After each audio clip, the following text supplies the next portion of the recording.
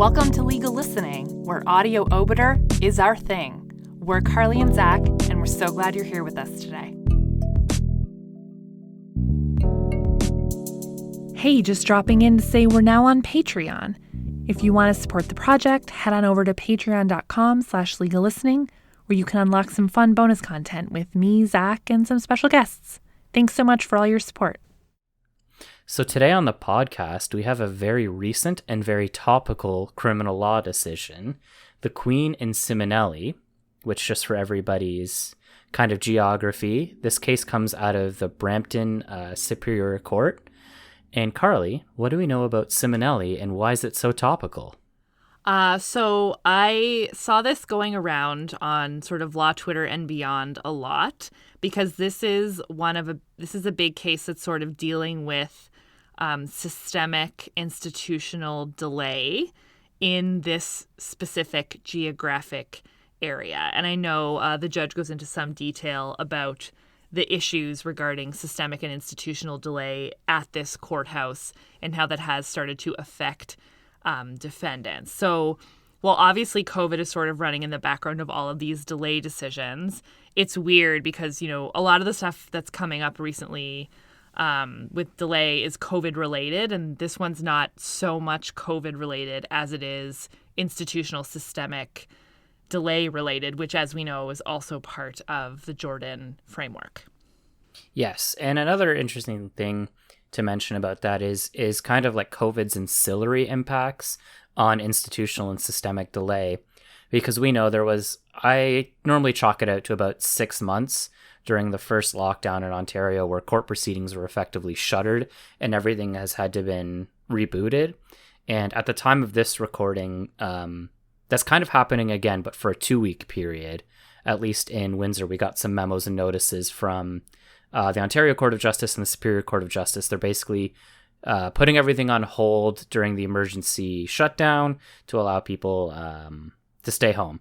But bringing it back to the decision, and more importantly, the topic of it, bail, is, in this case, as a very quick primer, it's a discussion of the reasonable time to get bail. And this individual, I think the time was, 12 days between arrest and bail hearing? Yeah. And the majority of that time was just scheduling the hearing, right? Yeah. There wasn't enough court resources and able to affect an appropriate hearing for this individual.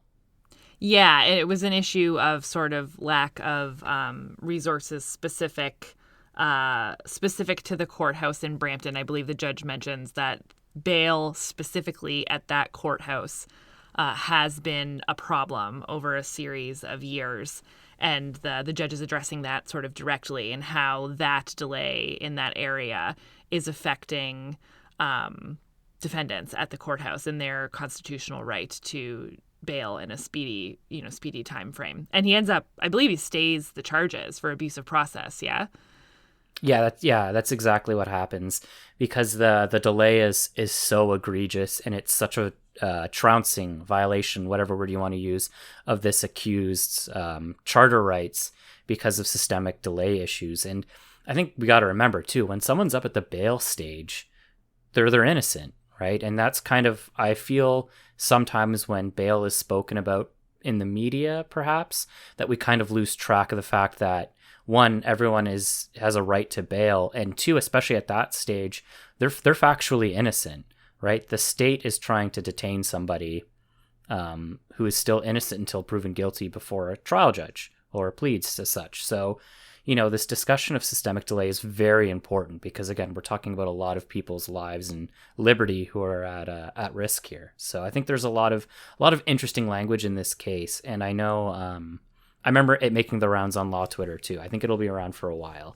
Yeah, definitely. Especially, not so much in the context of COVID, because that's sort of COVID is leading to its own sort of line of jurisprudence on 11B. But certainly in terms of systemic and institutional delay, particularly where, as the judge recognized, the Crown made all efforts to make things go quicker, right? Like the judge even said that the Crown's individual behavior was admirable, and they made absolute best efforts to get things done as quickly as possible, and they all offered alternatives and et cetera.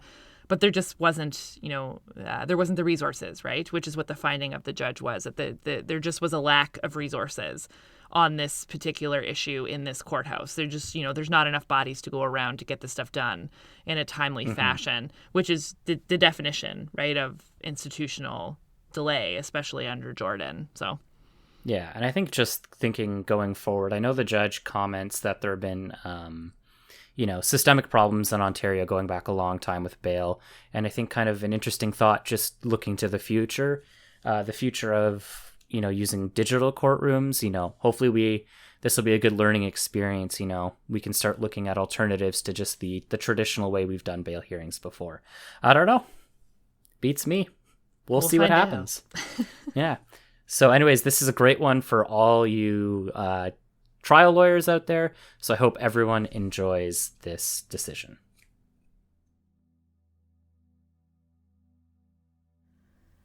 The Queen and Simonelli. Ontario Superior Court of Justice. Reasons for Judgment. Justice D. E. Harris. The issue to be decided on in this application is the appropriate remedy for a Charter of Rights and Freedoms breach caused by a lengthy delay in holding the applicant's special bail hearing, i.e., a bail hearing requiring 2 hours or more. The delay between the applicant's arrest and their bail hearing was 12 days. On behalf of the Crown, Mr. Kingdon fairly concedes that as a result, Section 11E of the Charter was breached, the right not to be denied reasonable bail without just cause. He also agrees that the delay in holding the bail hearing was a systemic failure, not an isolated event, although in doing so, Mr. Kingdon did not agree the systemic problem was as long-standing as the applicants contend. As a remedy, the applicants seek a stay of proceedings for abuse of process under Section 24 sub 1 of the Charter. Mr. Kingdon, emphasizing the seriousness of the charges, resists a stay and argues that a stern admonition and/or a reduction of sentence, in the event the applicants are later found guilty, should be the remedy imposed. Consideration of this charter application must take in a broader perspective than the delays suffered by these applicants. It requires an assessment of the overall delays in holding special bail hearings in Brampton and the collective impact of delays on accused persons. Do the bail delays in the past and extending into the future fundamentally undermine confidence in the integrity and reputation of the administration of justice? In one of the leading cases on systemic delays in bail hearings, the Ontario Court of Appeal in the Queen and Zarin Chang, at paragraph 59, placed the integrity of criminal justice at the center of the analysis. Quote, "When the problem giving rise to the stay application is systemic in nature, the reason a stay is ordered is to address the prejudice to the justice system from allowing the prosecution to proceed at the same time as the systemic problem, to which the accused was subjected, continues. In effect, a stay of the charge against an accused is the price the system pays to protect its integrity." End quote. The question here is, to what degree has the integrity of the system been compromised by the systemic bail delays in Brampton? In evaluating whether an abuse of process worthy of a stay has occurred, the cumulative damage to the reputation of the system must be balanced against the public interest in prosecuting these two applicants, both charged with very serious criminal offenses. The proposed remedy of a stay can only be imposed in the clearest of cases, and if the need to uphold the integrity of the system outweighs the public importance in this prosecution. Part 1. The nature of the charges.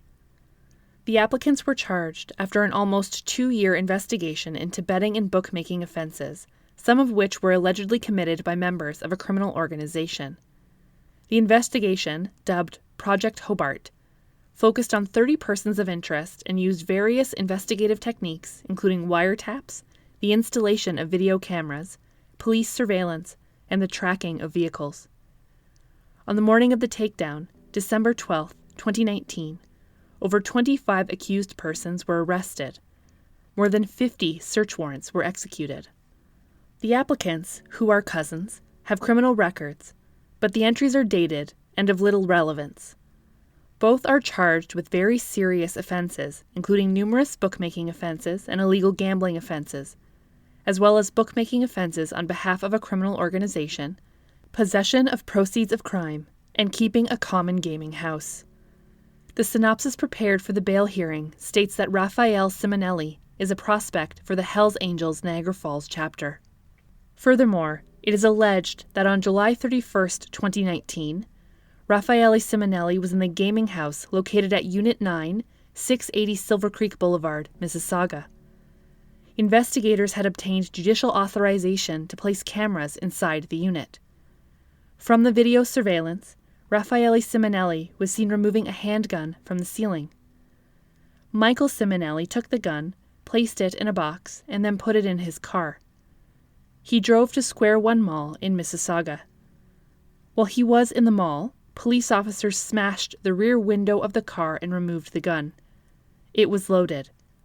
Both Simonellis are charged with firearm offenses arising out of this incident. In addition, on the takedown date of December 12, 2019, a firearm was found in a concealed compartment behind the glove box in Raphael Simonelli's vehicle. 2 tasers were found in his home. He is charged with these offenses as well. Part 2. The bail proceedings against the applicants. After arrest early in the morning on the takedown day of December 12, 2019, Raffaele Simonelli retained counsel who was present that afternoon in Brampton Bail Court, along with 2 potential sureties. The matter was not addressed until late in the afternoon and was adjourned to the following day for the bail hearing. On December 13, 2019, the 2 applicants were grouped with 3 other accused arrested in the same Project Hobart takedown. The matter was addressed just after the lunch hour. The Crown in bail court announced that they would be asking for a special bail hearing. Counsel Jack Jamel appeared for one of the accused. When the presiding justice of the peace announced a lengthy bail hearing had been set for Mr. Jamel's client on January 3, 2020, Mr. Jamel objected to any adjournment over 3 days. In his estimation, the bail would not take the full day requested by the Crown, but rather 1 hour or an hour and a half. Mr. Jamel stated that he had suggested dates anytime in December, but the best he had been offered was the January 3, 2020 date. The Crown said he was available any day for the bail hearing. When asked by the Justice of the Peace whether there had been discussion with the Regional Senior Justice of the Peace to open up another courtroom, the Crown indicated that there had been discussions between the trial coordinator and the Regional Senior Justice of the Peace in order to get staff and courtrooms for the bail hearings. The Crown stated that he and a colleague would have to create a synopsis because they had been given a synopsis of 95 pages and another 5 pages. Just reading the synopsis at the bail hearing would take some time. Distilling it down would be helpful. Mr. Jamel replied that in light of this being a long-term investigation, there had been plenty of time to prepare for the bail hearing. It was unacceptable that his client, with no record, should remain in custody for almost a month before having a bail hearing. The Crown at no point expressed disagreement with this complaint. Mr. Jamel would not consent, pursuant to Section 516 of the Code, to an adjournment past 3 clear days. The Crown refused to agree to an earlier date because the availability of a Justice of the Peace in a courtroom had already been fully canvassed. In the end, December 17, 2019 was preserved as an interim date, but January 3, 2020 was set for the bail hearing to ensure it was not lost. Ultimately, although the circumstances are unclear, the bail hearing for Mr. Jamel's client was heard much earlier, on December 20, 2019. Raffaele Simonelli was the next accused called. Ms. Schickman indicated that she was retained for him and had been ready to proceed with the bail hearing since the day before. The Crown, emphasizing the complexity and seriousness of the matter, included the very lengthy synopsis, again asked that the matter be set for a lengthy bail hearing on January 3, 2020. Pressed by Ms. Schickman, the Crown said he was prepared to proceed, but given that it was already 1:20 p.m., he would not even have time to read the synopsis into the record before the end of the day. He again said that an adjournment would allow distillation of the lengthy synopsis. Ms. Schickman stated that because the adjournment sought by the Crown was not for investigative purposes, she would not consent to the matter going over even for 3 days permitted by Section 516 of the Criminal Code. She indicated that she had been there since 9:30 a.m., with sureties present, and she was ready to proceed. If it did not go ahead, the applicant was ready to give up his counsel of choice in order to proceed as soon as possible. The Justice of the Peace decided that January 3, 2020, should be set for the bail hearing, saying, quote, "So Ms. Schickman, given the seriousness of the charges and the submissions from the Crown, clearly we would not be able to start this today. We do not have a courtroom available. This courtroom has many matters that still have to be dealt with today. And in addition, we had the delay of people arriving, all of the defendants arriving after 11 o'clock in this building from Maplehurst today. I don't expect it would be any different on Monday, and there is a lengthy bail hearing set. It sounds to me like the Crown will take most of the day to present evidence, is what it sounds like." End quote. Counsel James Lockyer and Aaron Prevost, each acting for 2 other co-accused, lent their voices to the defense protest against the long delay before a bail hearing could be held. Mr. Lockyer stated that 3 weeks or more was totally unsatisfactory. To the Crown's argument that the case was complicated, Mr. Lockyer said that the Crown should be able to summarize it quickly. It was not a difficult job. He was considering bringing a habeas corpus application in the Superior Court. Like other counsel, Mr. Lockyer said that his client had a family. As a consequence of the delay, he was going to be incarcerated over the holidays. Ultimately, January 6, 2020, was set for his client's bail hearing. For his part, Mr. Prevost emphasized that because of the length of the investigation, there was no excuse not to be ready for the bail hearing. Again, the Crown did not register any disagreement. The bail hearing for his client was set for January 15, 2020. Lastly, Counsel Robert Chartier was counsel present for Michael Simonelli. He emphasized that in Toronto, when there is a large takedown, 2 special bail courts are set up. The Justice of the Peace said in response, quote, "And Mr. Chartier, clearly I would not be able to do the bail hearing today. We have a long list. We have the issue that people did not arrive from Maplehurst until, I believe, after 11:30 today. And even with other courts assisting, I'll also say that this courthouse is busier than the courthouses in downtown Toronto, dealing with very serious offenses here as well. And I can't speak to the issue of resources other than that they do not exist." End quote. Mr. Chartier's client's bail hearing date was set for January 2, 2020.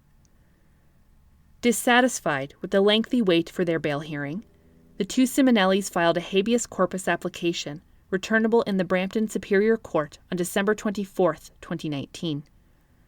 That morning, the Crown and Defence Counsel appeared before Madam Justice A.R. McKay of the Ontario Court of Justice. The Crown explained that he had been served with the habeas corpus application the day before and had spoken to the trial coordinator. He learned that Justice McKay was free.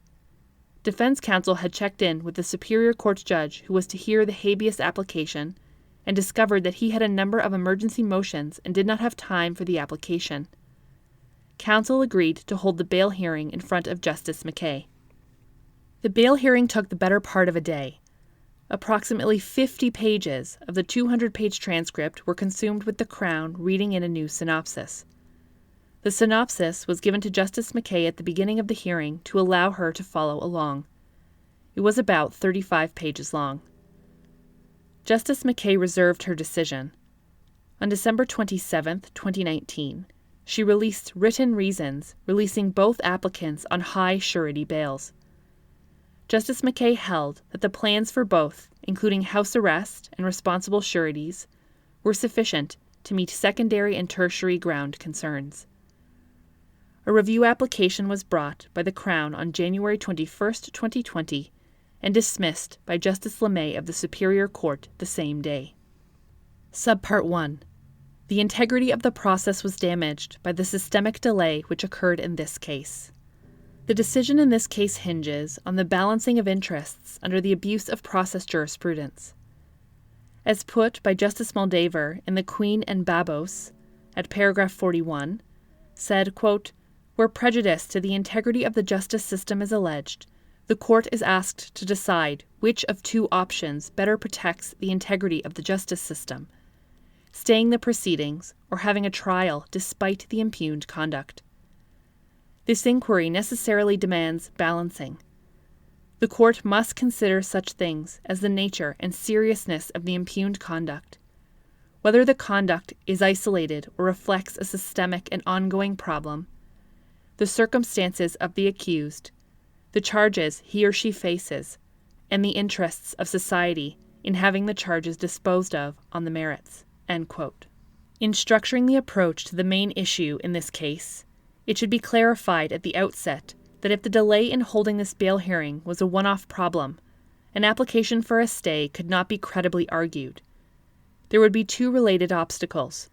One, the applicants served a 12-day period of pretrial custody which constituted a charter violation and to which they ought not to have been subjected. Although the resulting prejudice was significant and violated the charter, balanced against the very serious charges they are facing, there would be no real controversy. The strong societal interests in favor of a trial on the merits would prevail over the individual interests and the liberty of the applicants. And two, in addition, the abuse of process jurisprudence is primarily concerned with charter violations and conduct that is likely to be perpetuated into the future. An isolated event would lack this critical aspect. This helps to properly orient this application. If of sufficient gravity, systemic problems impugning the efficiency and ultimately the integrity of the bail process may justify a stay of proceedings. With this in mind, the first subject that must be explored is the importance of early bail hearings to an accused and to the community. The analysis will then continue to examine whether there is a systemic bail problem in Brampton. It is only following these inquiries that the abuse of process case law can be applied to the factual foundation of this case. A. The importance of early bail hearings. The importance of pretrial release is indisputable. The father of modern Canadian bail law, Professor Martin Friedland, agreed with a statement made by defense counsel that, quote, "the bail hearing is often the single most important step for an accused person in the criminal process," end quote. It could be said that we are in the midst of the second age of reform when it comes to bail. The first was ushered in by the Bail Reform Act, Statute of Canada 1970-71-72, Chapter 37, which Professor Friedland helped to draft. The second era is based on 5 important decisions of the Supreme Court of Canada, beginning in 2015: the Queen and Cloud, the Queen and Antic, the Queen and Oland, the Queen and Myers, and most recently, the Queen and Zora. When looked at collectively, these judgments push the law further towards responsible release of accused persons on bail and, in the process, emphasize the main principles underlying the preference for release as the cardinal rule in Canada, from St. Cloud at paragraph 70. Section 11E of the Charter guarantees the right not to be denied bail without just cause, and the right to bail on reasonable terms and conditions. The relationship between the right to bail and the presumption of innocence is fundamental to an understanding of Section 11E. The presumption of innocence operates at the bail stage, although not in the same full-fledged evidentiary sense as at trial. Bail functions as a corollary to the presumption of innocence. As Justice Iacobucci has said, when bail is denied, quote, "the presumption of innocence is necessarily infringed," end quote. From the Queen and Hall in dissent at paragraph 48, but no disagreement from the majority on the point. Release on the lowest form of bail is the default position upon arrest as a consequence of the presumption of innocence. An accused, when detained before trial, loses his liberty before he or she has been found guilty. For this reason, a decision to detain prior to trial is not a step to be taken without great care and caution. In practical terms, pre-trial detention is a concession to values which may, depending on the particular circumstances, be of superordinate importance over the presumption of innocence. These opposing values are found in the primary, secondary, and tertiary grounds of bail in Section 515 sub 10 of the Code. However, the presumption of innocence remains a constant, constitutionally entrenched counterweight, and, at any given time, may outweigh the 3 grounds of detention and dictate release from custody. Justice Iacobucci wrote in his dissent in Hall, approved of by the majority of the court in Toronto Star Newspapers Limited and the Queen, at paragraph 51, quote, "At the heart of a free and democratic society is the liberty of its subjects. Liberty lost is never regained and can never be fully compensated for. Therefore, where the potential exists for the loss of freedom for even a day, we, as a free and democratic society, must place the highest emphasis on ensuring that our system of justice minimizes the chances of an unwarranted denial of liberty." End quote. Liberty is a wellspring of individual protections under our law and is explicitly entrenched in Section 7 of the Charter. Section 11E is an expression of the right to liberty and the presumption of innocence at the pre-trial stage of bail. Besides the deprivation of physical liberty, pre-trial detention has long been recognized to have other significant detrimental effects on an accused person. The Supreme Court has accepted that half the inmates in provincial jails are on remand and are subject to dire conditions including overcrowding and have no access to recreation, basic programming, or proper health care. The mental, social, and physical life of both the accused and their family are adversely affected by detention. Employment and income are impacted, as are housing, health, and access to medication, relationships, personal possessions, and ability to fulfill parental obligations. The loss of a sense of well-being from detention can affect the trial itself and may well exert pressure on an accused to plead guilty in order to be released as soon as possible. It has been acknowledged for many years that it is more difficult to mount a defense if in custody. Those incarcerated before trial have a higher incidence of being found guilty than those do at liberty. Every facet of an accused life is profoundly affected by pre-trial detention.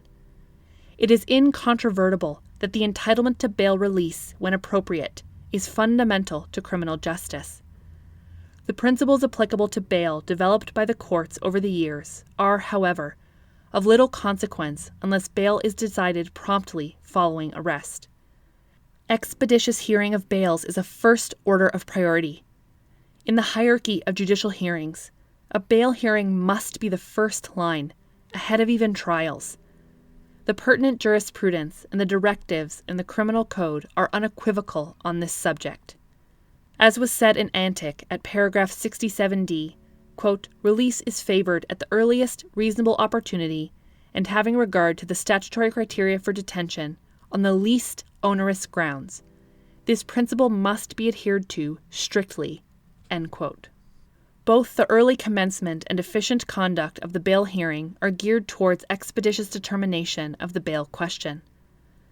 The Supreme Court in Toronto Star Newspapers focused on the Ouimet Report, the Canadian Committee on Corrections, quote, "Toward Unity, Criminal Justice and Corrections," the report which, not long afterward, was enacted into law in the Bail Reform Act.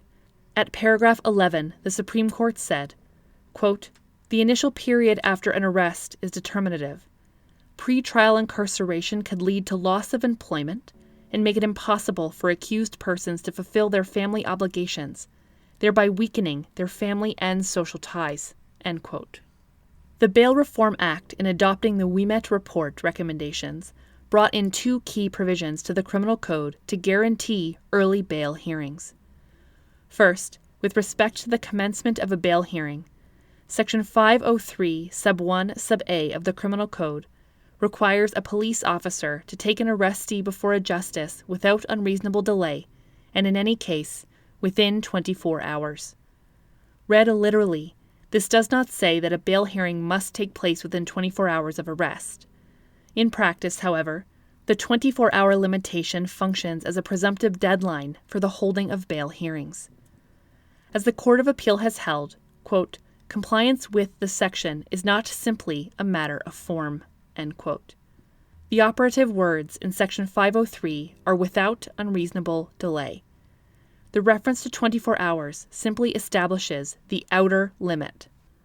The other statutory element to be read within Section 503 is Section 516 of the Code, raised by several counsel in the December 13, 2019 proceeding.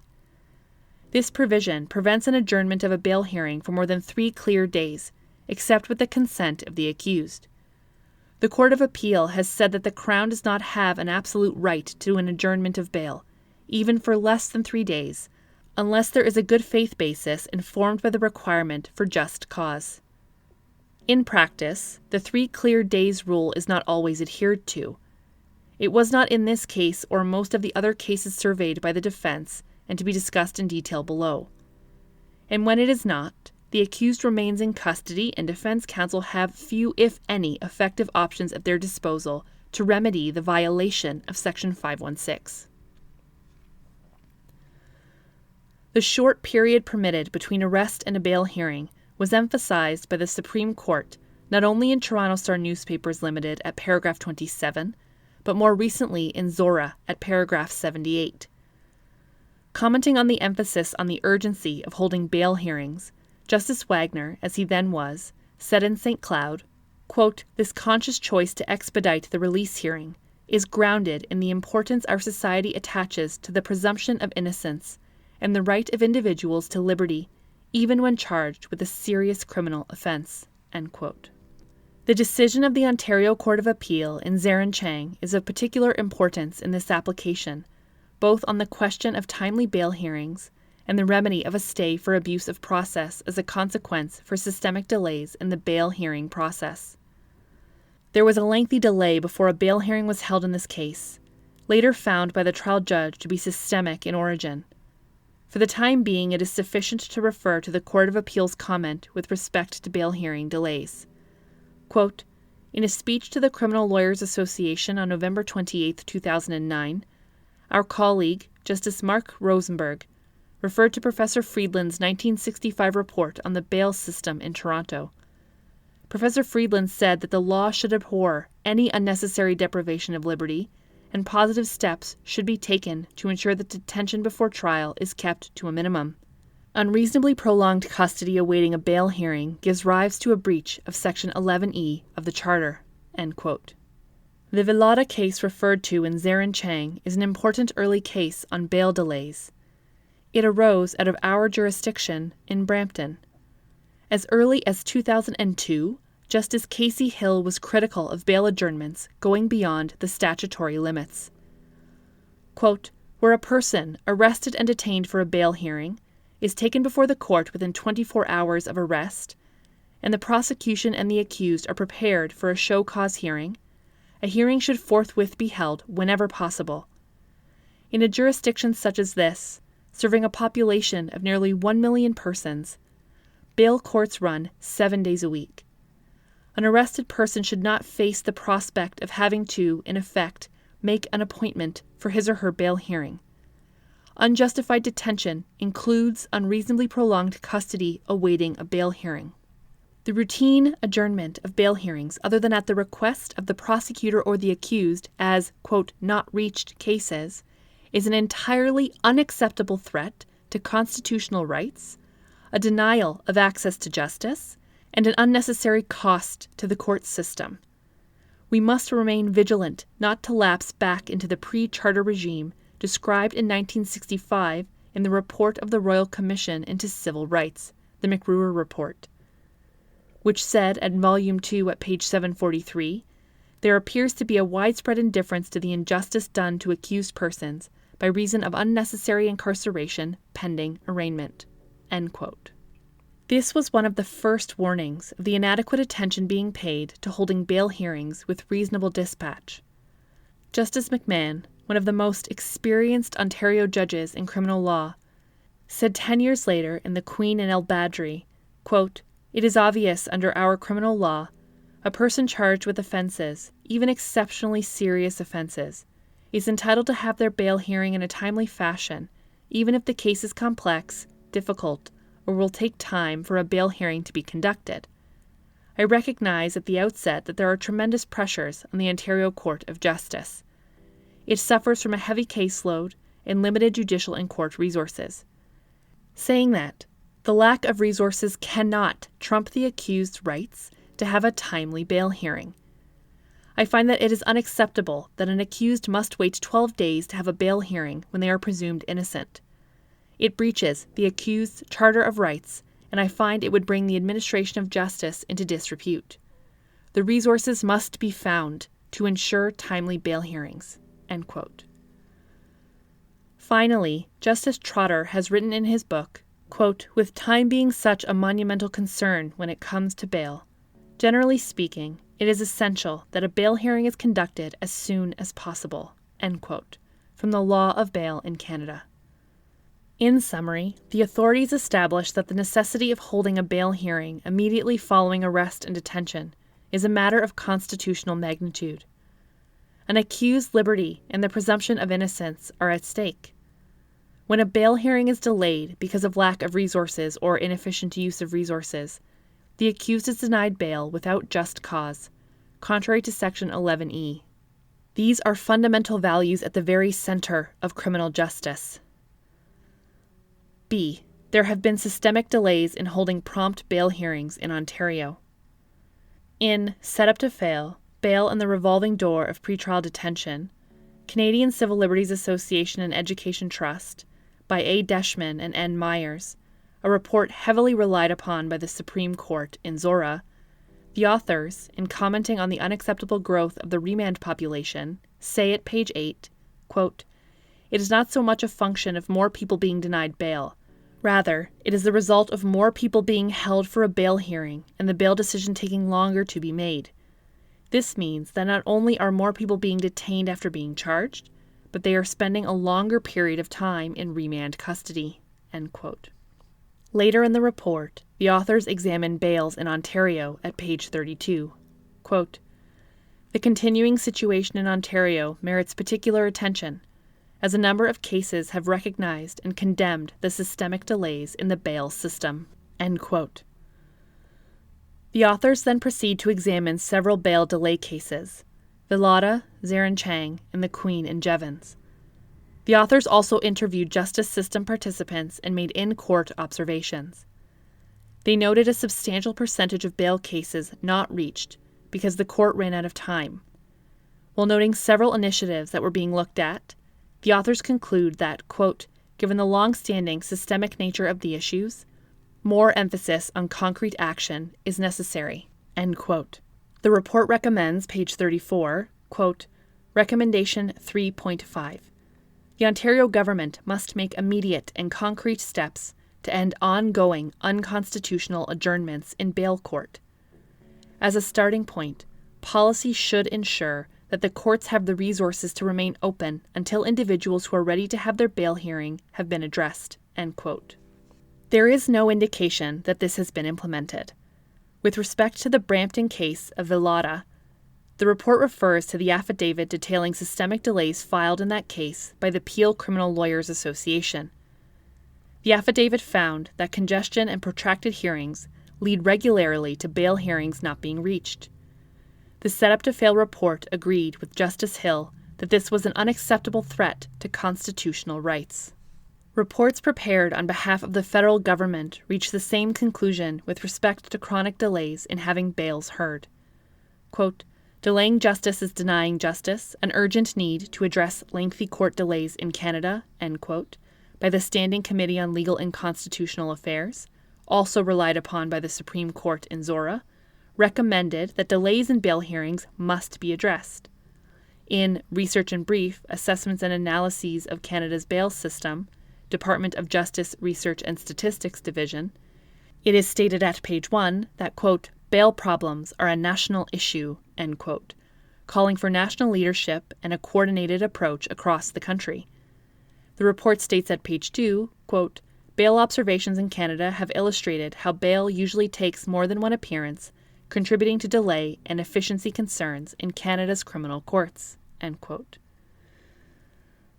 Looking at some of the case law not yet discussed, the Queen and Brown warned about the destructive effects of unreasonable delay in holding bail hearings.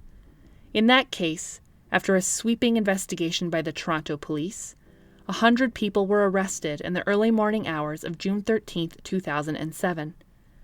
The applicants were given bail hearing dates in the first 2 weeks of July, almost a full month away. They brought applications for habeas corpus to challenge the delays. After finding a violation of the 24-hour rule in Section 503 of the Code, Justice Nordheimer, as he then was, said, quote, "The clear spirit and intent of these two sections of the Criminal Code is to ensure that a person who is arrested has the ability, at the earliest possible opportunity, to have a judicial officer review their detention and determine if the continuation of that detention is warranted. There can be no debate that any person who is arrested is entitled to prompt and early determination as to the legitimacy and necessity of their detention." Courts have consistently pointed out that these provisions are among the most important provisions in the Criminal Code.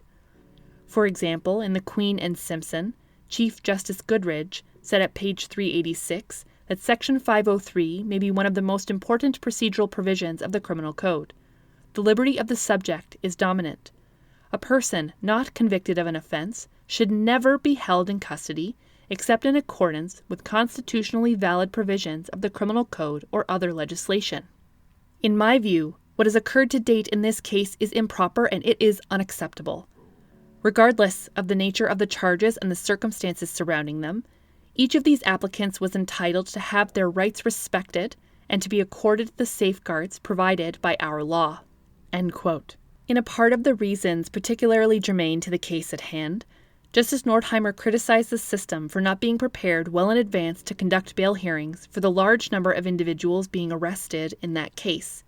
In the end, Justice Nordheimer found a violation of the Charter and ordered that the bail hearings be expedited. The Crown was required to bear the costs of the habeas corpus applications. A Crown appeal against the costs award was dismissed by the Court of Appeal in the Queen and Brown.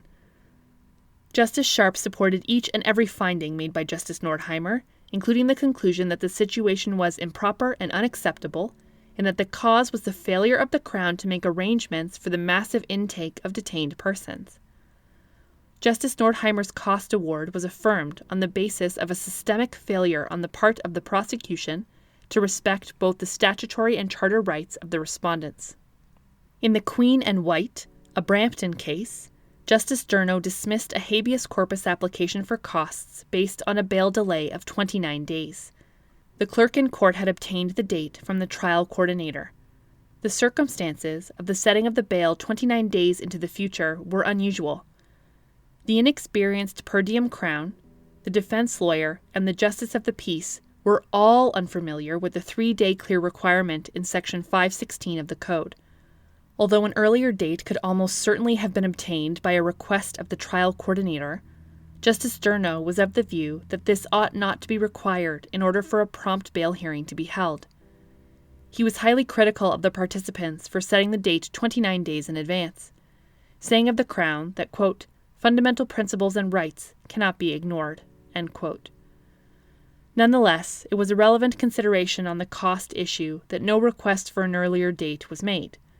Ultimately, a date for the bail was moved forward 13 days after arrest.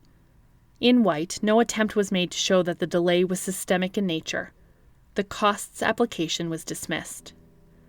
White, although 13 years old, is an example of a case in which, at least initially, acceptable dates for a special bail hearing were not made available in our jurisdiction. It should go without saying that a delay of 29 days is completely unsatisfactory. In Jevons, Justice DePhilippis, sitting in Central East Region, stayed charges of criminal harassment and unlawfully in a dwelling house arising out of a domestic-related situation. There was a delay of 7 days between the arrest and the bail hearing. No court had been available for the bail hearing. Justice DePhilippis concluded, quote, "As indicated, the defendant has persuaded me that the delay in his case is not an aberration, but linked to systemic issues with respect to the bail courts in Durham Region.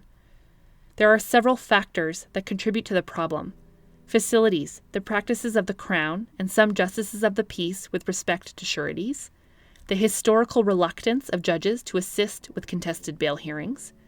However, the basic problem is that, for too long, the resources for the bail courts have been insufficient." End quote. In staying the charges for abuse of process, Justice DeFilippis said, quote, "What occurred is an affront to the administration of justice and shocks the conscience of the community.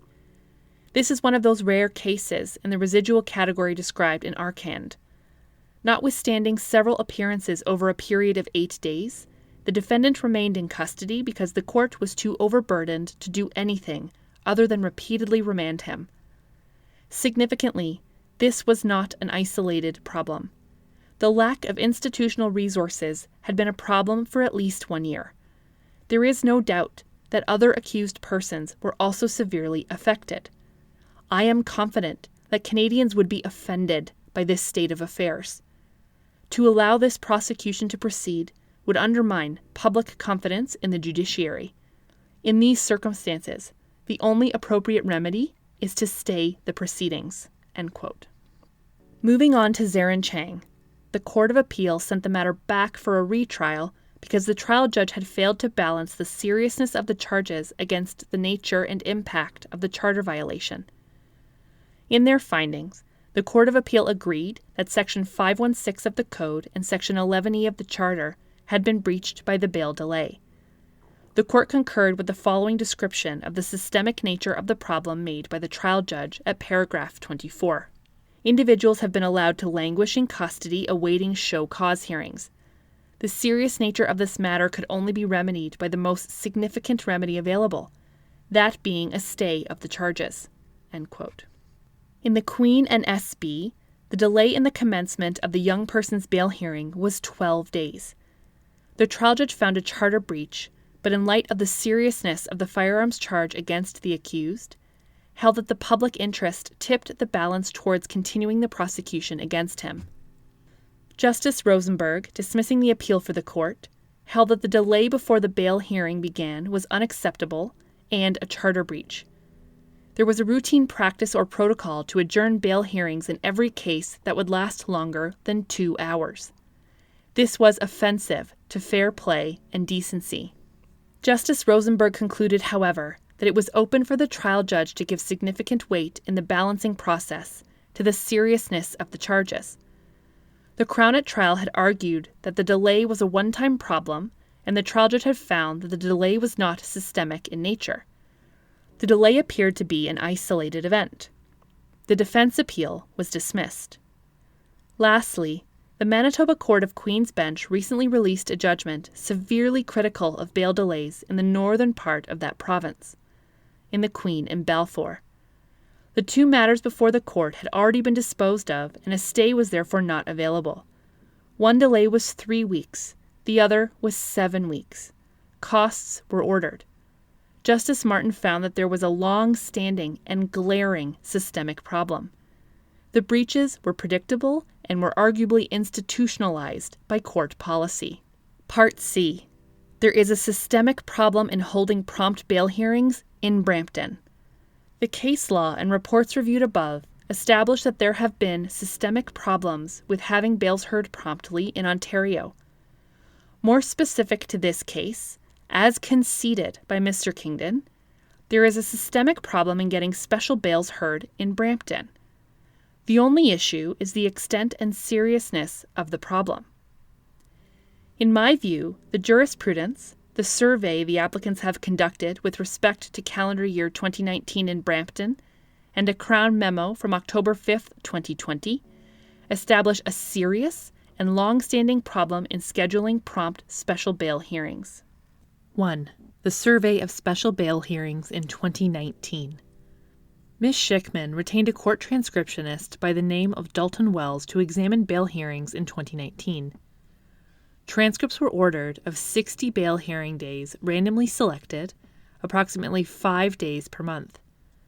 Listening to the tapes, Mr. Wells was asked to determine the cases in which special bail hearings were discussed and, once identified, to prepare a transcript of the set date proceeding. All in all, 26 special bail hearing set dates were transcribed. The delays in hearing special bails ranged from 5 days at the low end to 35 days at the high end. The average delay was approximately 13 days. Not a single special bail hearing was conducted within the 3-day clear notice required by Section 516 of the Code. In addition, a number of the transcripts, like the one in this case, attest to a good deal of congestion in the bail court. See, for example, the Belanger and Anestin cases referenced in the applicant's record. Professor Friedland, in his 2004 article at page 6, noted that Justice Casey Hill had obtained 2003 statistics which showed that the average delay in Ontario court between arrest and a bail hearing was 12 days, essentially equivalent to the average length of the delay in this case. Mr. Kingdon had no significant methodological concerns, with one exception to be analyzed later, concerning Mr. Wells's work and its use to demonstrate a systemic problem in bail hearings being heard. He conceded that there was a systemic problem, but as previously mentioned, resisted any suggestion that it had been shown to have commenced before 2009. Mr. Kingdon agreed that the 12-day delay in this case at hand was a charter violation based purely on the waiting time. It was his position that there was no possible argument to the contrary. He did not specify what he believed was the permissible delay before a charter breach could be said to have occurred, although it was implicit that delay here was well over that line. Therefore, based on this concession, it stands to reason that most of the 26 cases transcribed by Mr. Wells were constituted charter violations. The average delay of 13 days itself is over the line and constitutes a charter violation. The special bail hearing process works this way. When a bail hearing is expected to be more than 2 hours, Crown and Defense Counsel fill out a form entitled Request for Lengthy Bail Hearing, Matters, of 2 hours or more that cannot be accomplished within regularly scheduled bail courts. The form requires Crown and Defense Counsel to list their available dates for hearing, a procedure reminiscent of Section 11B unreasonable trial delay protocols. For the record in this case, it is the Crown who decides when a bail hearing is going to take more than 2 hours and should be scheduled for a special hearing. For example, on December 13, 2019, when Mr. Jamal said the bail hearing for his client would be short, the Crown's contrary position was accepted by the Justice of the Peace without further argument. A practice direction dated January 15, 2020 was enacted to require use of the same form as used in Brampton across the province. There are also detailed steps that must be taken, including obtaining direction from the Justice of the Peace, attendance before the trial coordinator to fill out the form, and then return to court to set the date. It may be helpful to set out a few illustrations of the 2019 scheduling delays tracked by the applicants. Beginning chronologically at the oldest case, a case called McInnes, Defense Counsel appeared Thursday, January 17, 2019, and said that although they were available Tuesday, January 22, 2019, the first date offered was January 30, 2019. The Justice of the Peace did not question this delay and set the date for the hearing. The applicants say that this delay is 13 days. I agree. No court was available to hear the matter between the first appearance and January 30, 2019. In Robichaud, involving firearms charges, the appearance was on February 5, 2019. The form indicates it was a 4-hour hearing with 2 sureties. A previously scheduled date of February 14, 2019 had to be vacated. The defense said that they were available February 19th, but then not again until the 26th of February. The form says the court offered February 21st and 22nd. February 26th was set. The applicants say that the delay then was between February 5th, 2019 and February 21st, 2019, 16 days. That appears correct. The Vecothier matter, again dealing with firearms charges, was up March 5, 2019, and a 2-day hearing was set for March 18, 2019. Counsel were not available before this date. The same trial coordinator as the Robichaud matter did not note that there were earlier dates available, as she did on the Robichaud form. The delay therefore is 13 days.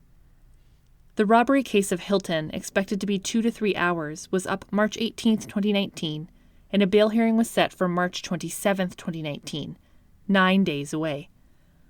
Although both Crown and defense were available March 25, 2019, the court could not accommodate them. The delay to Hilton was only 2 days, but the court could not accommodate the hearing for 9 days. Mr. Kingdon disagrees with one aspect of the defense approach. It can be illustrated by the Hilton case. Mr. Kingdon says that the operative delay in that case is between when defense counsel was ready and when the court was available. In Hilton, therefore, the net delay was only 2 days. Mr. Kingdon concedes that even under his approach, with lower numbers for some cases, there are still egregious instances of delay going into the double digits in the tracking of the 2019 bails. The other cases with shorter delays are still far from ideal. I do not agree with this net delay argument. The key point for this application is that the 9-day delay in Hilton was a result of delays attributable to the system in providing bail hearings. The defense lack of readiness is secondary. The defense in no way caused the 9-day delay. The delay was because the court was unavailable. See by analogy the Queen and Jordan. The defense are not required to hold themselves in a state of perpetual availability. It could be argued if this was Hilton's application, that the prejudice to him was only 2 days. But for the purposes here, what is salient is the inability of the system to provide a bail hearing for a period of 9 days. I do not intend to go through the other 2019 cases. All were summarized in the applicant's factum with the transcripts of all attached. Having read them, the evidence of unacceptable delays in setting special bail hearing dates permeates the vast majority. The chart prepared by the defense listing the different cases is attached as Appendix A. The list also includes Justice Durno's White case from 2008. There are 2 references in the applicant's survey to special bails set in 2020. The Crown did not challenge these accounts. In one, Alex Alton, a lawyer at the firm of Brody Thorning, attests in his affidavit to a case of his in which the client was arrested on August 22, 2020, and the closest special bail date available from the trial coordinator was September 9th or 10th, 2020, a delay of more than 2 weeks. Another case from the same time period is similar. An assistant to defense counsel, Leo Adler, states that a request was made for the first available special bail on August 24th, 2020. The dates provided were September 8th or September 10th, 2020. These were the only 2 2020 cases put forward, and of course they took place during the pandemic. But the delays are similar to those delays evident in calendar year 2019. And, importantly, the Crown's October 5th, 2020 memo to be discussed below supports the persistence of the bail delay problem up to the present time. There is one other aspect that should be commented on. There were several cases reviewed by the applicants which were heard more promptly than originally expected. The case at hand is one example. Eventually, in this case, the Crown who was present on the December 13, 2019 set date did obtain a closer date, but only when a habeas corpus application was minutes from being argued. With respect to Mr. Jamel's client, she had her bail hearing on December 20, 2019, not January 3, 2020, as originally scheduled. There are other examples in which closer dates were obtained. A constant struggle to provide closer dates is a common theme. Although this demonstrates that the system and administrators were making real efforts to shorten the bail delays, it also raises a concern that the system may not have been doing its utmost at the outset to make every effort to provide the best dates. The evidence is only anecdotal and no definitive conclusions can be made. But if true, this is disconcerting. Bails take precedence over other judicial proceedings.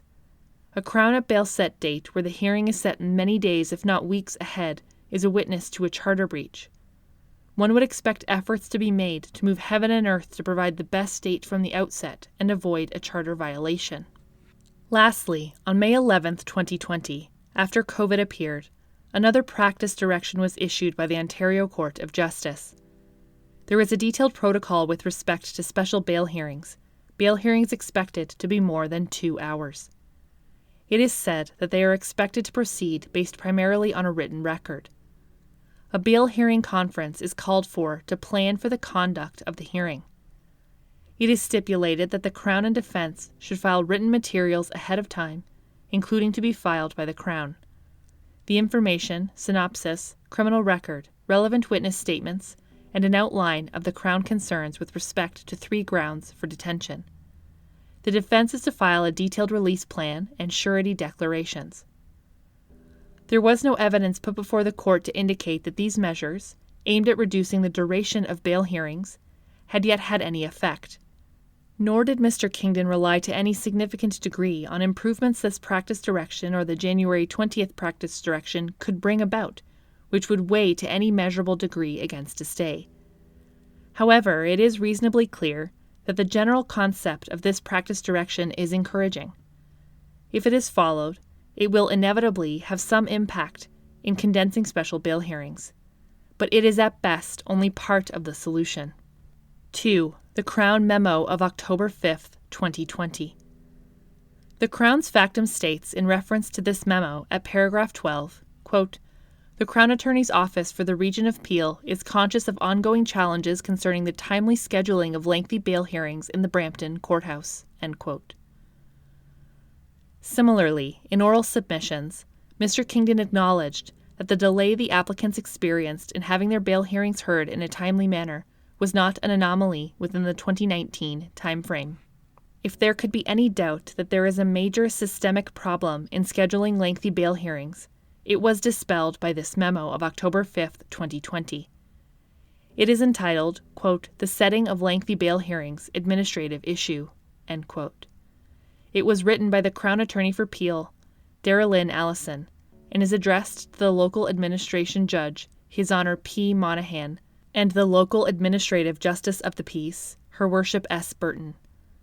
The date of the memo, October 5, 2020, was after leave was granted to bring the present application.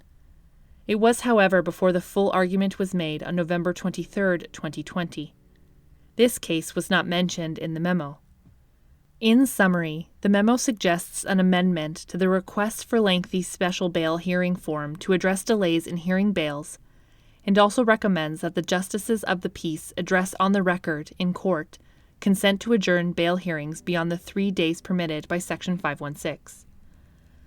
However, the key takeaway from the memo for this application is the acknowledgement of significant and persistent systemic problems in scheduling special bail hearings in Brampton. The memo begins with these words, quote, "I am concerned with the scheduling of lengthy bail hearings at the Peel Courthouse.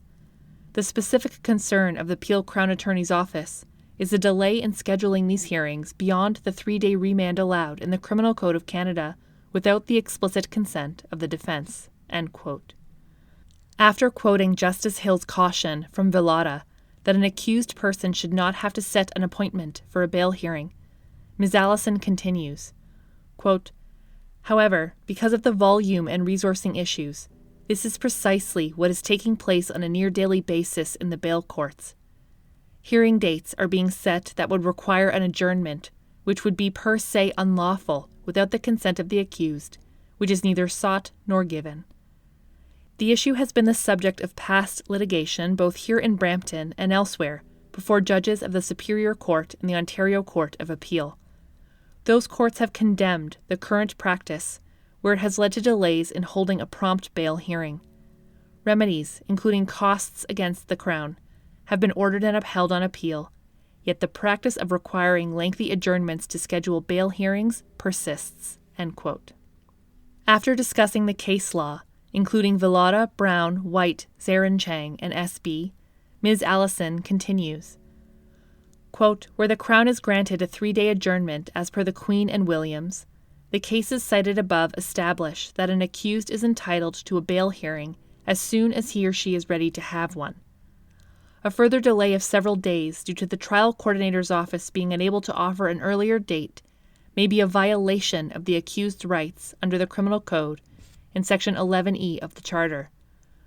A lack of resources cannot be cited as an explanation for a delay. As Justice Nordheimer wrote in Brown, a lack of institutional resources being directed to the justice system cannot be relied upon as a reason not to respect constitutional rights." End quote.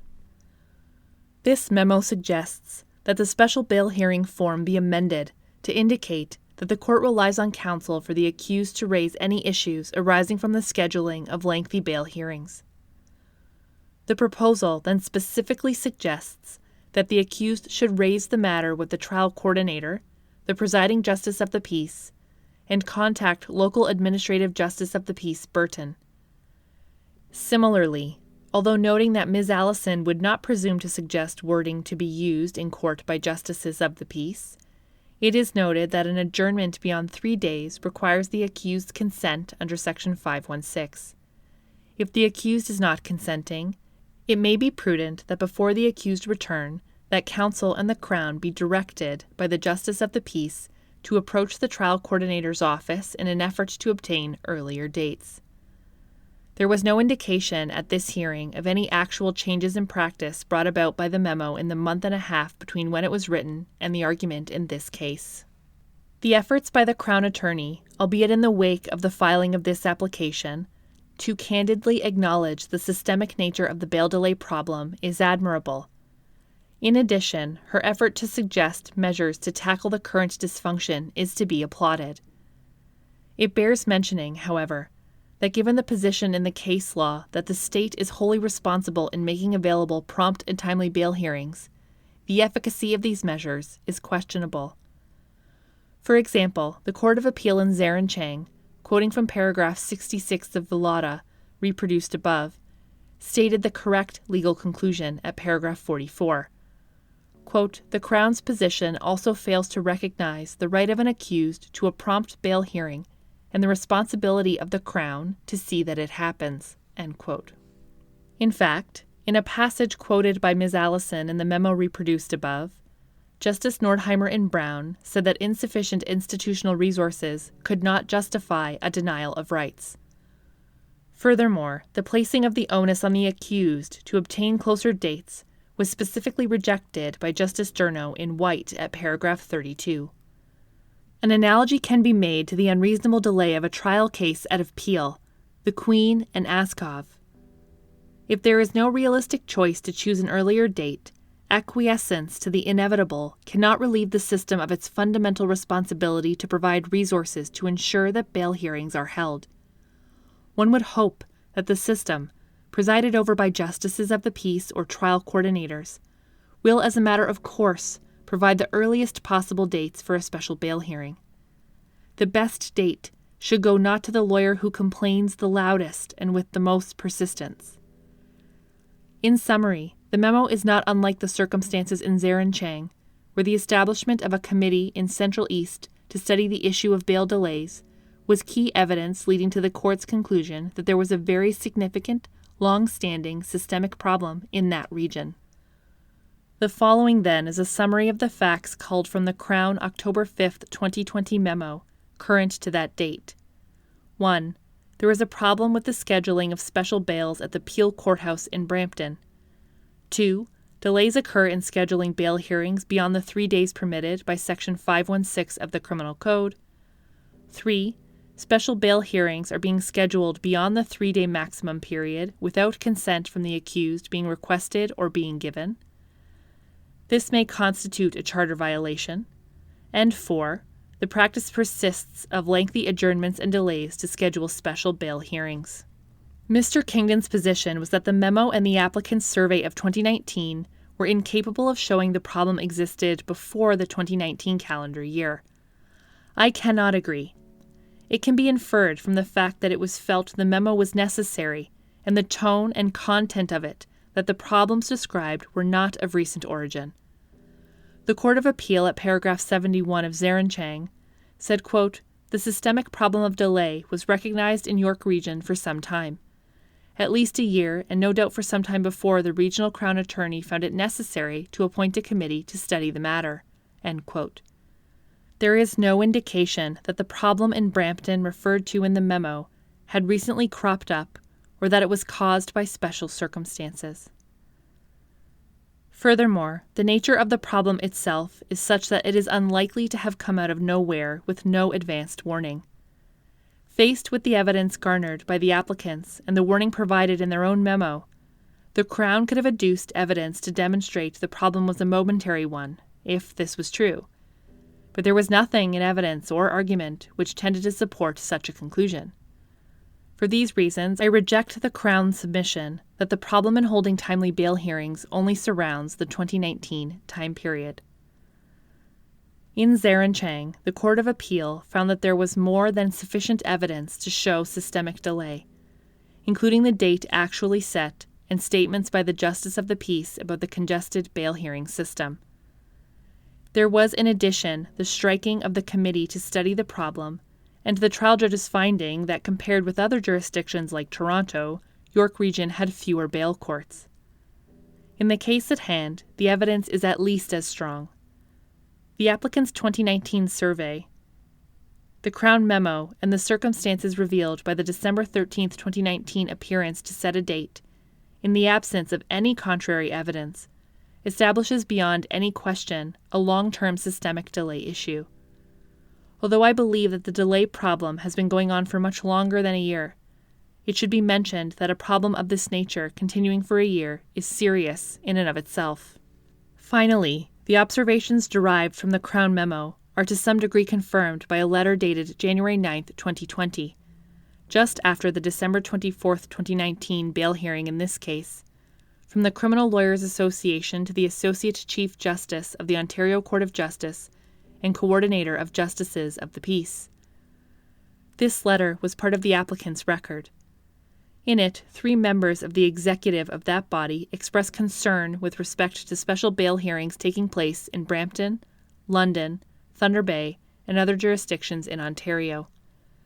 The authors were concerned that the January 15, 2020 practice direction about to come into force would create a standardized, province-wide protocol which will effectively institutionalize the practice of adjourning presumptively innocent people in custody well beyond both statutory and constitutional time limits. The letter goes on, quote, "In our experience, these special bail hearings are not given the immediate attention they are due, as the accused's right to bail is seemingly placed last in a long list of administrative considerations, including the availability of courtrooms, court staff, justices, red flag Crown attorneys, and police officers. It is not uncommon to be offered dates that are weeks, sometimes even a month or more, after the first date that the accused is brought before the court." End quote. The problem, the letter states, is related to long-standing and glaring systemic issues. Several partial solutions are proposed, such as having a Justice of the Peace determine whether the Crown's request for a special bail hearing, one requiring more than 2 hours, is reasonable, limiting the time the Crown ought to have to read in the allegations at the hearing, and ensuring that with respect to planned takedown arrests, bail packages should be prepared in advance. It is argued that without changes being made, defendants may seek constitutional remedies, further taxing scarce resources, which may have significant merit. 2. The bail hearing in this case. Before applying the abuse of process law, there are several comments which ought to be made about the bail hearing in this case. First, this is a carbon copy of the situation in Brown, in which a major takedown was scheduled, but, at least on this record, there appears to have been no arrangements made to alert the courts to an impending major influx of detained accused people. There were approximately 27 individuals arrested, and on December 12, 2019, 5 accused, including the applicants, made their first appearance in bail court with reference to this branch of the prosecution. The police, despite having ample time to prepare the paperwork necessary for the Crown and defense to conduct a bail hearing, had put together a 95-page synopsis. I agree with the complaints made by the lawyers at the time. A 95-page synopsis is not only cumbersome, it is of little real assistance in the conduct of a bail hearing. A synopsis should have been prepared of manageable length, which could be absorbed without protracted study. This would greatly facilitate and compress the hearing itself. Justice Sterno suggested this step in the Queen and Downey, and it is also included in the new bail practice direction of May 11, 2020. Even better, an executive summary including the nature of the charges, the evidence supporting the charges, and the accused's criminal record, if any, with an eye to highlighting the strength or weakness of the case and the 3 grounds for detention, would further expedite bails. The police have an onerous statutory and common law obligation with respect to bail that, judging from the sheer length of the synopsis, was not complied with in this case. Furthermore, it would be good practice when lengthy bail hearings are anticipated for the police to alert the court so that judges could be assigned ahead of time. The court and the Crown may have been informed in this instance. There was no evidence led on this subject. Furthermore, where the allegations are complicated, the justice or judge ought to be given the synopsis at least the night before for the purpose of abbreviating the hearing in court. When this bail hearing was eventually held on December 24, 2019, the synopsis was still far too long. It was approximately 35 pages. A major skill lawyers must hone is the ability to distill lengthy and detailed facts into a condensed overview geared toward the issues to be decided. The Crown had 12 days to trim the synopsis down before the hearing was held. Bail hearings are an expedited procedure, but with enormous consequences for the accused and the public. There must be a laser focus on the evidence that is pertinent to the 3 grounds for bail detention. Everything else is extraneous. The prolixity of the synopsis is not only evident from its sheer length. When reference is had to Justice McKay's reasons, it is clear that the synopsis was ineffective for the purpose it was designed to achieve. Justice McKay summarized the facts in 6 paragraphs, about 1 page in all. That is typical for bail reasons. The contrast between the length of the synopsis and the efficacy of Justice McKay's recitation of the allegations is telling. Without being overly rushed and without eliminating important information from the presiding justice or judge, all parties must endeavor to compress their evidence and arguments to ensure the bail system runs efficiently and expeditiously. If bail is not expeditious, the system is in danger of collapsing under its own weight. This is particularly true in Brampton, where, as Askov originally concluded, institutional delays beset the court system. To a significant extent, based on my judicial experience and observations, substantial problems remain. See, for example, former Regional Senior Justice P. Daly's remarks about the chronic delays in Brampton from 2018.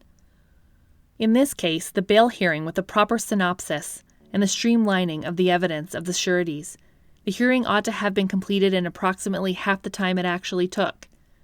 This leads to a question whether this bail hearing ought to have been set for a special bail in the first place. As Jordan suggests in the context of trials, institutional delay can be reduced by ensuring that court hearings are expeditious.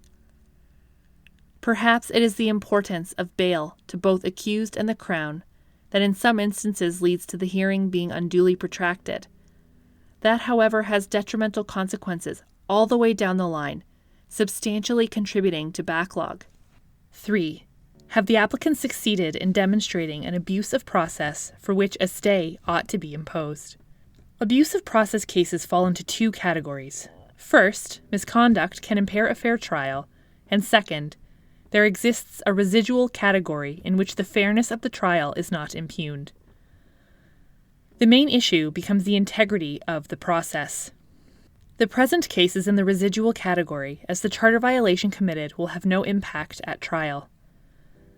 The 3 requirements of the abuse of process test, as articulated in Babos at paragraph 32, are 1. Prejudice that will be manifested, perpetuated, or aggravated through the conduct of the trial or its outcome.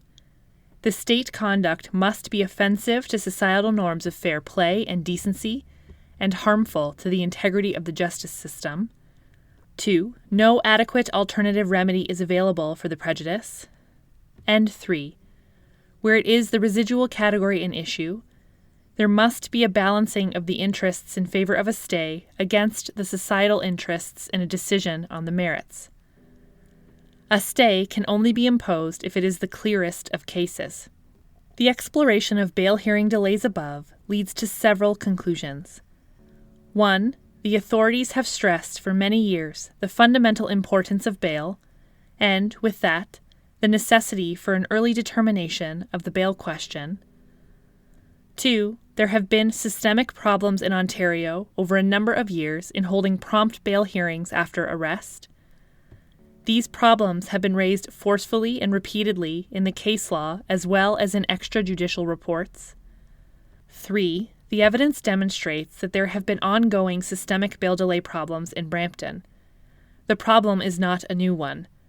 The survey conducted by Council and the Crown Memo of October 5, 2020, leaves no doubt of this. Delays are pervasive and occur with alarming frequency with respect to special bails.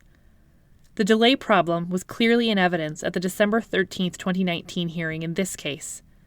The Justice of the Peace referred to insufficient resources and the overburdened list. A date was set 3 weeks into the future. 4. The delays, based on the Crown Memo and the anecdotal evidence of the two 2020 cases, remains a current problem. As the Crown Attorney wrote, the problem persists. And 5. Whether the problem is scarcity of resources, inefficient use of available resources, or both in combination, the evidence adduced shows that nothing significant has been done to address the situation besides Miss Allison's memo and the practice directions. These efforts have failed to wrestle with the root of the problem or lead to meaningful change. What is the purpose of a stay of proceedings for abuse of process? It is to denounce and disassociate the court from conduct which shocks the community's conscience and/or offends its sense of fair play and decency. Expressed in negative terms, it is to ensure that the judiciary does not condone unacceptable, intolerable state conduct. The focus is on the future, not the past. The Supreme Court said in Tobias at paragraph 91, quote, "For a stay of proceedings to be appropriate in a case falling into the residual category, it must appear that the state misconduct is likely to continue in the future, or that the carrying forward of the prosecution will offend society's sense of justice. Ordinarily, the latter condition will not be met unless the former is as well. Society will not take umbrage at the carrying forward of a prosecution unless it is likely that some form of misconduct will continue." The elaboration in Tobias at paragraph 96 is of assistance. Quote, "A stay is not a form of punishment. It is not a kind of retribution against the state and is not a general deterrent. If it is appropriate to use punitive language at all, then probably the best way to describe a stay is as a specific deterrent, a remedy aimed at preventing the perpetuation or aggravation of a particular abuse." End quote. The court in the Queen and Regan at paragraph 54 sounded the same theme. Quote, "A stay of proceedings is a prospective rather than a retroactive remedy. A stay of proceedings does not merely redress a past wrong.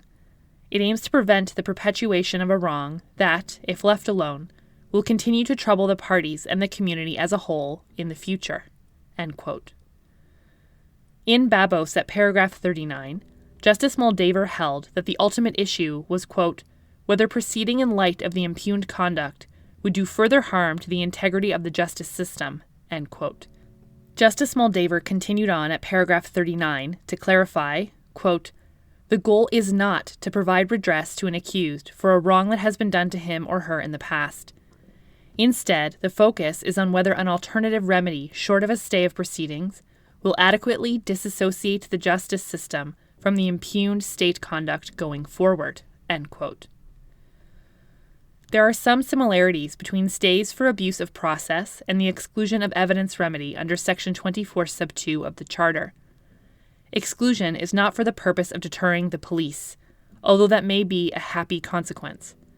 Rather, the objective is to preserve public confidence in the rule of law and its processes. A stay for an abuse of process is more than an evidentiary remedy.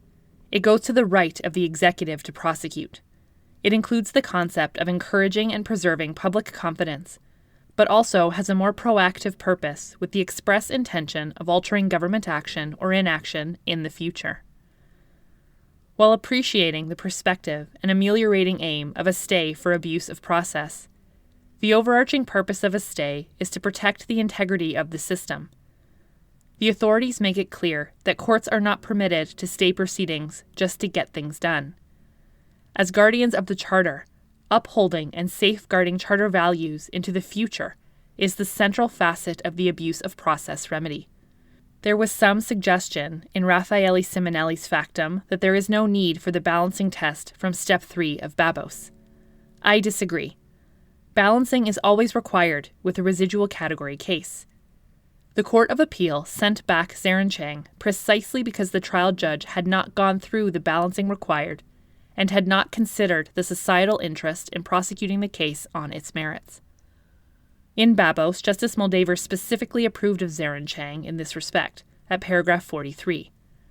Reference should also be made to the last line of paragraph 41 in Babos. Quote, "But in residual category cases, balance must always be considered." End quote. To paraphrase on the critical issue of balancing, the question is whether the price of a stay on these very serious charges outweighs the gain to the administration of justice and the public. It is only where the affront to fair play and decency is disproportionate to the societal interest in the effective prosecution of criminal cases that a stay of proceedings will be warranted. Examining first the prejudice to the integrity of the system demonstrated by the record in this case, the recent decision of the Supreme Court in the Queen and Riley is illuminating in its emphasis on the impact of systemic bail delays on the integrity of criminal justice. The police in Riley breached Section 503 sub 1 sub a of the Code by not taking Riley for a bail hearing within the 24 hours required by that provision. Instead, the delay was 36 hours. He was then released on bail. The Crown conceded a breach of Section 7, 9, and 11E of the Charter. The trial judge concluded that Riley was detained for longer than permitted because of systemic issues arising out of problems with a new administrative procedure which had not been addressed in a timely fashion. Violations of Section 503 sub 1 sub a of the Code were frequent and had been for at least 17 months. The trial judge, balancing the seriousness of Riley's domestic assault charges against the ongoing systemic problems in holding timely bail hearings, found that it was one of the clearest cases and stayed the prosecution. The Alberta Court of Appeal reversed and ordered a new trial. Although it is open to interpretation, at bottom there was a philosophical disagreement with the trial judge about the efficacy of a stay of proceedings to rectify the systemic delays. The court concluded with a warning that if the government did not remedy the problem in very short order, the matter would be back before the courts, hinting that a stay at that point might well be appropriate. The Supreme Court reversed the Court of Appeal and reimposed the stay, saying in full, quote, "In these circumstances, which include the trial judge's finding at paragraph 63 of her reasons, that the breach of Section 503 of the Criminal Code was an instance of a systemic and ongoing problem that was not being satisfactorily addressed, we are all of the view that there was no basis for the Court of Appeal to interfere with the trial judge's exercise of discretion." End quote. Although the charges are much more serious in this case, the decision in Riley reaffirms the command in Babos at paragraph 41 that conduct which reflects a systemic and ongoing problem is a major factor in whether a stay ought to be imposed. The stay application in this case, as suggested at the outset, turns on the seriousness and pervasiveness of the systemic problem Brampton has of getting special bails promptly heard, balanced against the seriousness of the charges. In Riley, the Supreme Court was of the view that the systemic ongoing problem was critical in justifying the trial judge's decision to stay the charges. Also see the Queen and Thym. This is a main focus on this application as well. The evidence on this application, like in Riley, demonstrates a serious systemic ongoing problem that is not being effectively addressed. The cases of Villada and SB, out of our jurisdiction, are some indication of the problem going back several years. The Supreme Court in 2010 referred to the backlog plaguing the bail courts in Ontario, from Toronto Star Newspapers Limited and the Queen at paragraph 55. Systemic bail delay problems have existed in other regions of the province as well, as evidenced by Zarenchang and Jevons, Central East, and Brown and SB, Toronto. In 2014, the authors of Set Up to Fail concluded from the case law and from their own interview and court observations that there were significant problems with bail delay in Ontario. The federal government reports cited above confirm these concerns. The Court of Appeal and the Ontario trial courts have issued unmistakable warnings over many years that bail delays are an extremely serious infringement of accused persons' statutory and constitutional rights. Because of the seminal values at stake, they jeopardize the very integrity of the criminal process. these authorities furnish the necessary context in which to examine the bail delays in Brampton. The evidence specific to Brampton begins with this case itself. 3 weeks over the holidays to wait for a bail hearing is egregious.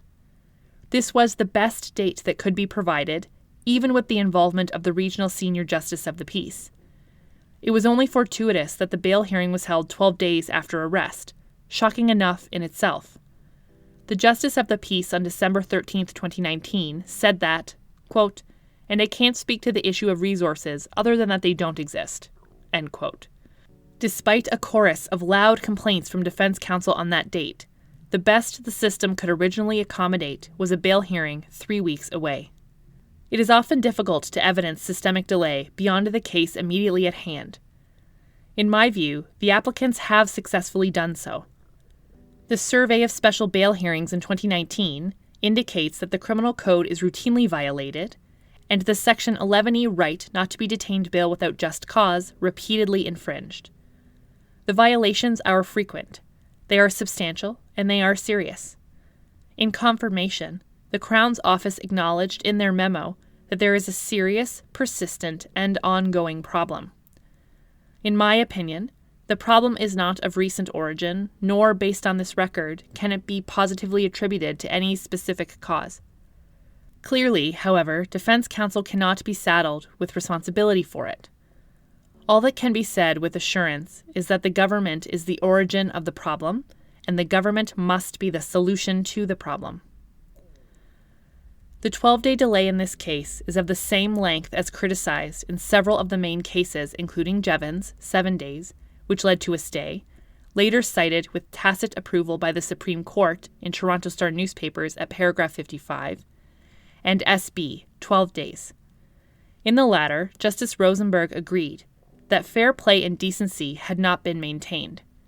It is true that quite a few other cases discussed above had substantially longer delays, but it has never been questioned in the jurisprudence, nor at this hearing, that 12 days is well outside a reasonable delay period. Viewed in the context of the 12-day delay being shown to be a typical one for special bails, this constitutes a major institutional failure. The delay experienced by the applicants is merely one manifestation of a deep, far-ranging problem.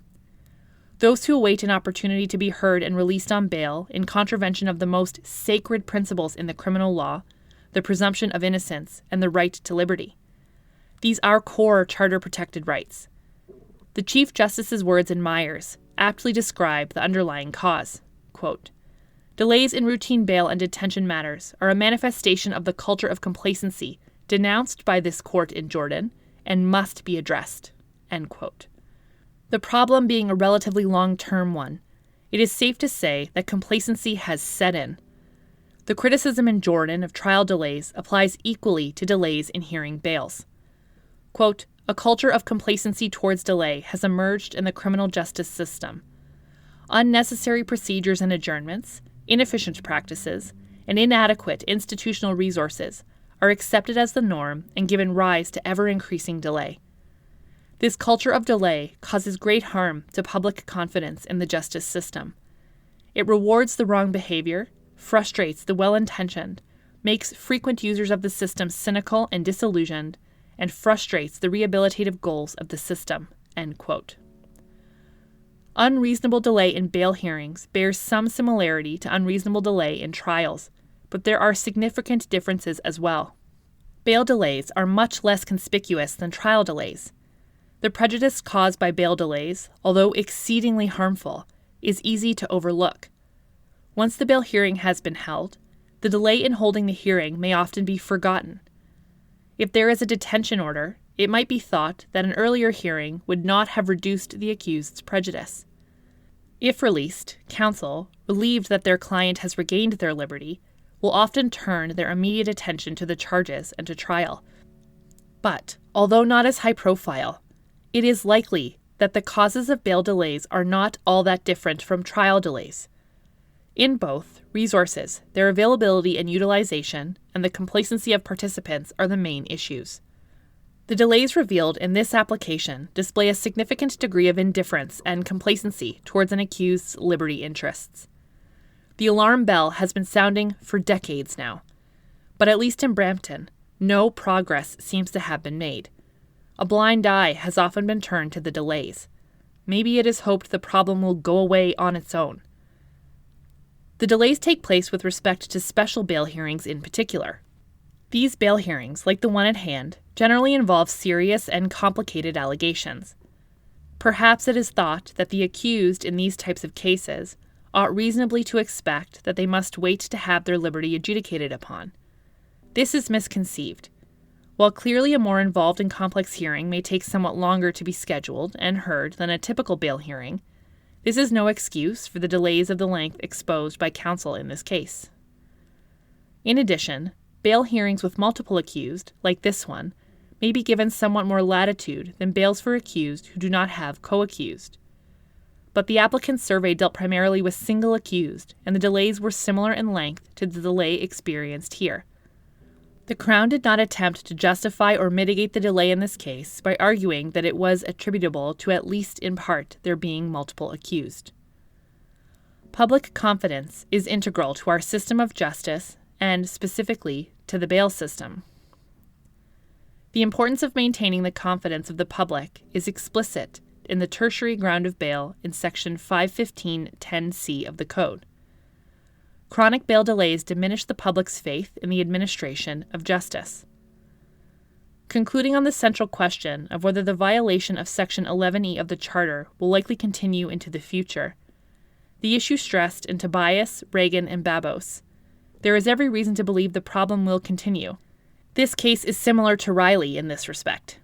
There is a serious unaddressed systemic problem with no end in sight.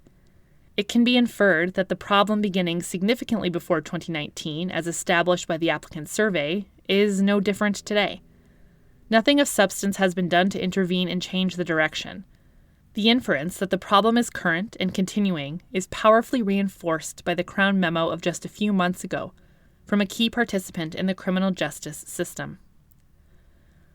These are the considerations going to the first limb of the Babos analysis, matters relevant to the integrity of the process being comprised by bail delay. These must be balanced against the societal interest in the prosecution of the applicants, including the seriousness of the charges. The societal interest here is unquestionably very compelling. As is generally the case with respect to special bails, these are very serious charges. Firearms are a social evil. Firearms offenses are on the increase in the GTA and in Brampton. The general sentencing range for firearms is a minimum of 3 to at least 5 years. Raphael Simonelli is charged with 2 firearms counts and the taser count as well. Michael Simonelli is charged with 1 firearms count. The case against both is strong and was not argued to be otherwise by the applicants. The investigation in this case was of high public importance. It was a continuation of another illegal gaming operation investigation from 2012. However, the applicants were not implicated in that matter. In total, the applicants are charged with 10 gambling and gaming counts, including keeping a common gaming house, having possession of money derived from illegal gambling, and participating and contributing to the activities of a criminal organization in order to facilitate its commission of gaming and gaming offenses. In the present investigation, it was found that several websites were used to host illegal betting on sports games. Canadian bookies would take bets and then pay out or collect cash from the winners and losers. The upper echelons of the operation were composed of 3 Hells Angels outlaw gang members, but only one of whom was charged in this prosecution. A gaming house was located by the police in Mississauga and cameras installed surreptitiously by the police. Video gaming machines were used at the address. The cameras captured goings-on in the premises, including the counting of money. The applicants had multiple roles as agents, money collectors, and bookmakers. A tablet was seen on video and seized at the takedown, which contained valuable information about the bookmaking operation. General warrants were also used to access the bookmaking server itself. There were also wiretap intercepts, which incriminate Raffaele Simonelli in particular in the gaming operation. Both applicants regularly accessed the website account. The gaming offenses are serious, particularly as they are in the context of the greatly aggravating feature of a criminal organization. On the applicant's behalf, but all that can be said is that they do not have meaningful criminal records. They have families. However, in totality, there was a strong and compelling societal interest in prosecuting these two men. The applicant Raffaele Simonelli in his factum states that if the entire investigation and prosecution, including charges against 20 other accused persons, were to collapse as a result of a stay, that would weigh against a stay being ordered. The factum, to parry this hypothetical, asserts that a stay against the applicant, and presumably his cousin too, would not have that effect. I agree that this is a valid consideration. No other accused in the prosecution have come forward to join the applicant's request for charter relief. That only these two applicants are requesting relief does not incline towards a stay. It only removes from consideration the potential negative effect of further derivative harm to the public interest attendant upon a stay being imposed. Halting this prosecution in significant part, not because of the prejudice the applicants have suffered themselves, but rather because of systemic delays which cumulatively have prejudiced many others standing in the same position over a substantial time frame, is an extremely bitter pill to swallow, to put it mildly. In the words of Zarin Chang, the applicants are reaping a windfall. The Crown argues with some force that a stay ought not to be imposed because the failing is institutional in nature and outside the control of the Crown Attorney's Office. That was the tack taken in the October 5, 2020 memo as well. The limited qualification to this, as mentioned, is that bail hearings can and should be conducted more expeditiously than occurred in this case. However, even presuming that the Crown's factual premise is correct, that they have no responsibility for delays, I do not agree that this reduces the seriousness of the situation. The problem of delays in holding bail hearings is not new. It has been going on for a number of years. The threat to individual rights has been recognized in the authorities. Lack of state initiative and action has led to the delays continuing. The Crown has the obligation to justify a lack of resources and could not do so in this case. In relation to the second part of the Babos test, whether a remedy alternative to a stay can be fashioned, costs were not seriously proposed by either Crown or defense. The evidence does not go so far as to show that the Crown was primarily at fault for the delay, rendering a costs order clearly inappropriate.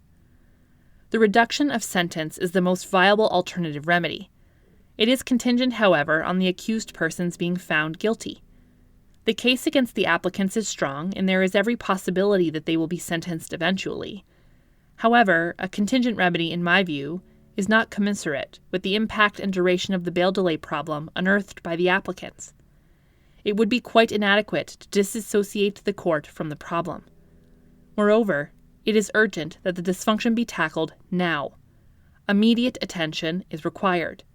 The trial may well not take place for a considerable period of time, leaving the remedy not only contingent, but in legal limbo.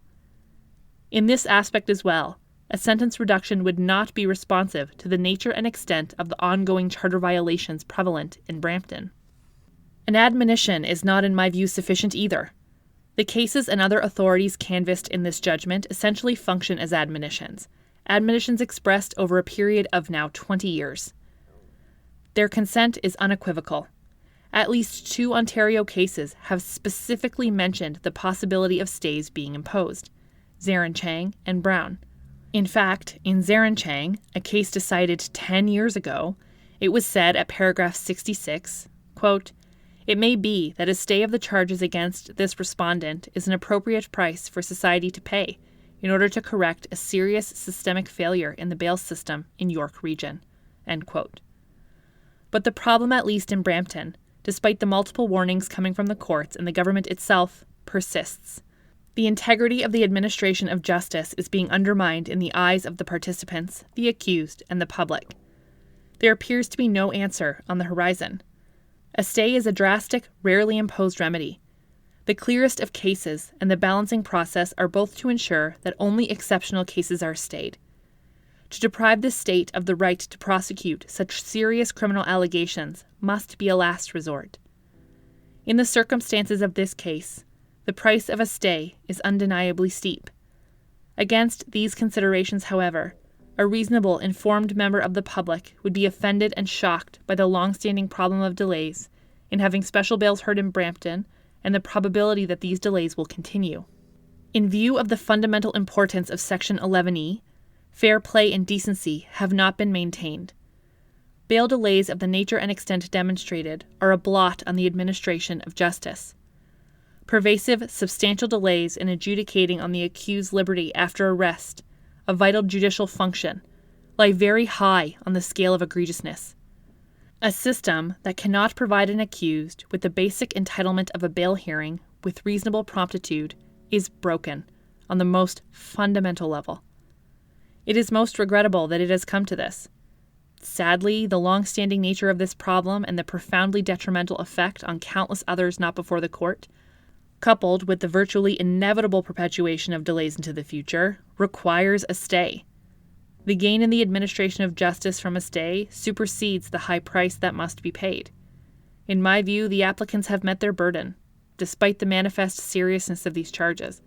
In the circumstances, proceedings against them cannot be countenanced. For these reasons, the application is allowed. All charges on the charging documents before the court against both applicants are stayed for abuse of process. I would like to express my appreciation to all counsel for their assistance in this application.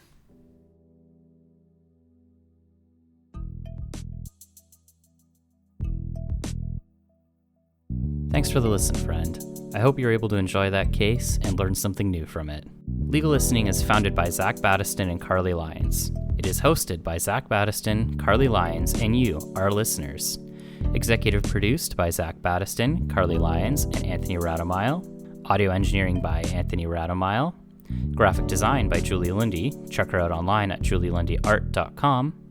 And music done by Matt Radomile at radandkel.com. At Legal Listening, we're always open to new ideas, suggestions, and of course, guest readers. Check us out on Twitter at Legal Listening or online at legallistening.com. Legal Listening, where audio obiter is our thing. We'll catch you in the next case. Bye now.